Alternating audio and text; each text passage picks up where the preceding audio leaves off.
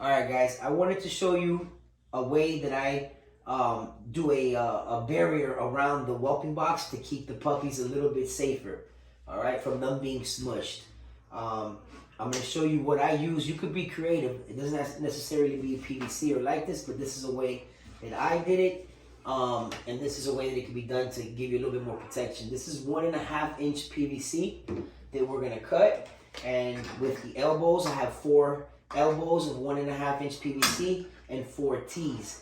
The T's are going to be at the middle point to give it some more support, and the elbows are going to be on the corners. Now I did want to share, because this is something that I've messed up in the past when I've done these. And when you do these whelping boxes, you guys can be creative. As long as it's a box, it's high enough for the puppies not to get out.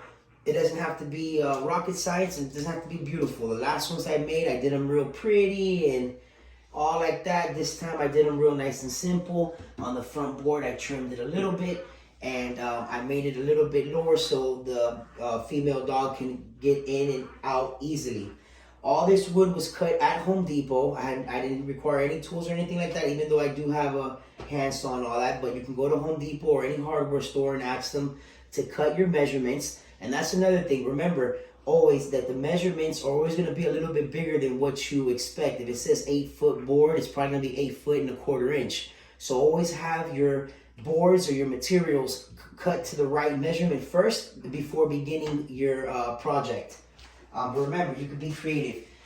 With the elbows here, I'm going to show you, because sometimes running into that problem that I told you about the measurements, you'll think that you have a 4x4 or whatever it is, and it might be a little bit off, and then you start cutting the PVC, and then you'll be wrong, and you'll have to go buy more pipe or whatever it is. So always pitch your elbows first, measure from where the PVC is going to stop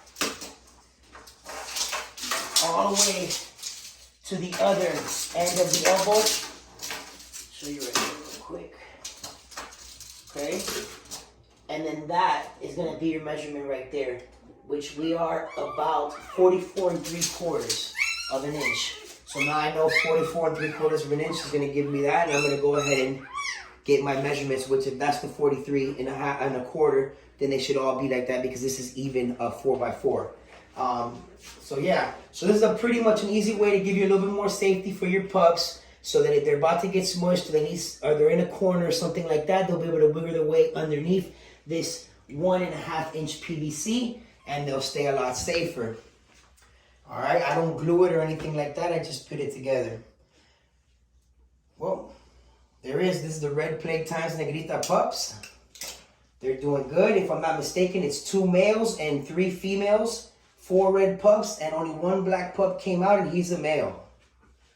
And she's doing good. She's comfortable now. And yeah, here we go. Much love, guys. Red Plague Times Heavy BBs coming up next. So we will share those with you as well. Everyone have a wonderful night.